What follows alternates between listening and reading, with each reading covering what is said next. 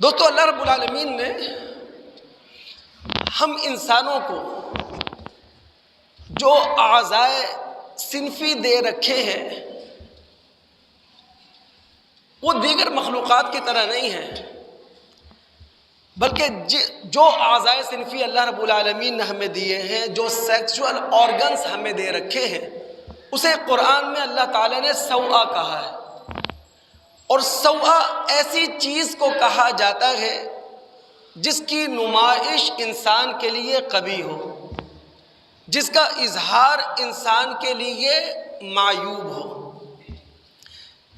اب ہم مطالعہ کرتے ہیں سورہ اعراف کی آیت نمبر 26 کا۔ سورہ اعراف مکی سورت ہے، مکہ کے دور آخر میں نازل ہونے والی سورتوں میں سے ہے۔ اب رب العالمین نے اس سوآ کے تحفظ کے لیے کیا کیا؟ ہماری فطرت میں لباس کا الہام کر دیا۔ لباس کے الہام کے ساتھ ساتھ اللہ رب العالمین نے ٹیکسٹائل انڈسٹری ہمیں دی۔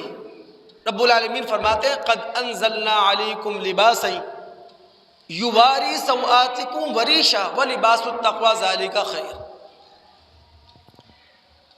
ہم نے تمہیں لباس دیا ہے اے اولاد آدم، تاکہ تمہارے قابل شرم حصوں کو یہ چھپا لے، تمہارے جسم اور تمہاری زینت کا یہ ذریعہ ثابت ہو۔ اور تقوی کا لباس سب سے بہترین لباس ہے۔ اس آیت میں اللہ رب العالمین نے دو طرح کے لباس کا ذکر کیا ہے، ایک ظاہری لباس ہے، دوسرا باطنی لباس ہے۔ پھر ظاہری لباس کے اللہ رب العالمین نے دو مقاصد بتائے ہیں۔ ظاہری لباس کا جو اولین مقصد ہے، بنیادی مقصد ہے، وہ ہے ستر پوشی، وہ ہے پردہ پوشی، یعنی جسم کے قابل اعتراض حصے وہ ڈھک جائے، وہ چھپ جائے۔ اسی لیے ہمارا مذہب اس بات کو پسند ہی نہیں کرتا کہ بلا ضرورت کوئی انسان بے لباس ہو، چاہے کوئی تنہائی میں بھی ہے اور لباس اتارنے کی ضرورت نہیں ہے تو کیوں لباس اتارا جا رہا ہے؟ ہاں، جہاں فطری حوائج ہوں، جہاں فطری ضروریات ہوں تو وہاں لباس اتارا جائے گا۔ اب انسان کے فطری حوائج میں بول و براز کا مسئلہ ہے، اس موقع پر انسان لباس اتارے گا، یا پھر اخلاقی اور قانونی دائرے میں اپنی جنسی خواہش کو پورا کرنا ہے تو انسان وہاں لباس اتارے گا۔ لیکن بلا ضرورت انسان اپنا لباس اتار دے، برہنہ ہو جائے، مذہب اس بات کو پسند نہیں کرتا۔ تو ظاہری لباس کا جو اولین مقصد ہے وہ ہے ستر پوشی۔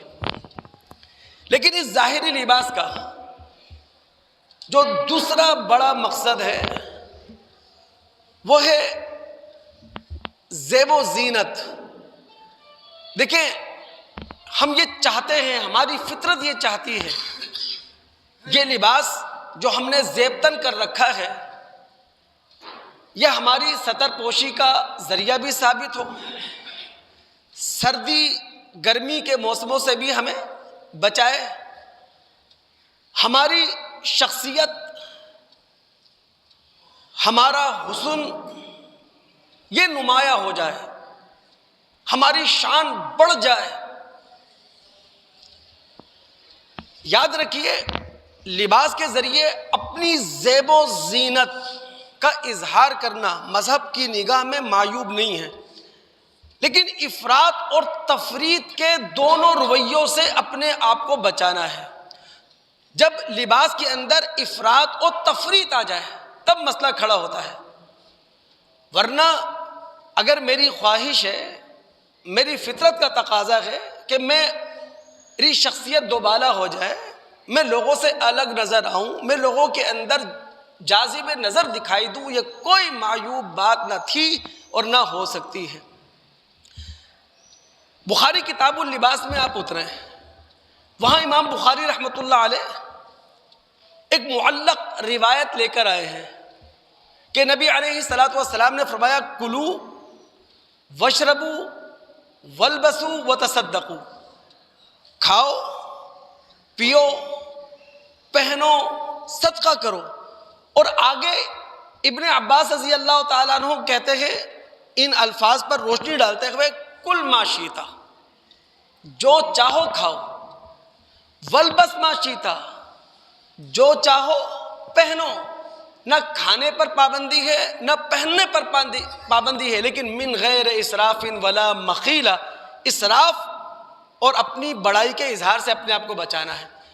اسراف حلال چیز کے اندر حدود نہ آشنا رہنا، حلال چیز کے اندر حدود شکنی کرنا، حلال چیز کے اندر حدوں سے آگے چلا جانا، اور مخیلہ اپنے آپ کو دوسروں سے الگ سمجھنا، 30 مار خان سمجھنا، اپنے آپ کو دوسروں سے بڑھا کر پیش کرنا۔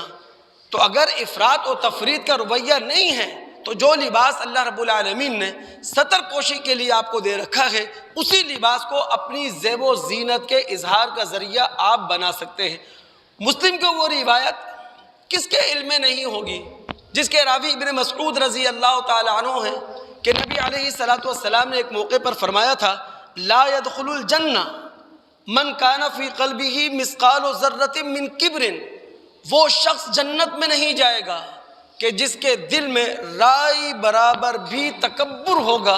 تو اس موقع پر پوچھنے والے نے پوچھا تھا کہ اللہ کے رسول صلی اللہ علیہ وسلم، ان الرجل یحب ان یکون ثوب حسنا ونعل حسنا، انسان کی فطرت ہے، انسان جس جبلت پر پیدا کیا گیا ہے اس کا تقاضا ہے کہ انسان پہنے، لباس بھی اس کا اچھا ہو، جوتے بھی اس کے اچھے ہوں۔ رسول کا یہ بھی تکبر میں آتا ہے؟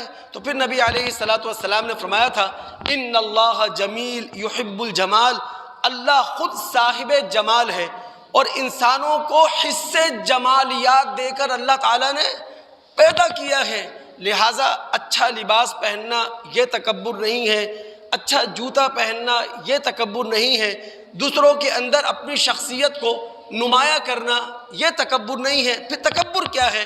الکبر بطر الحق وغمت الناس، تکبر نام ہے حق کے سامنے اڑ جانا، حق اور سچائی کو تسلیم نہ کرنا، اور اپنے سامنے دیگر لوگوں کو حقیر جاننا، اسے کہتے ہیں تکبر۔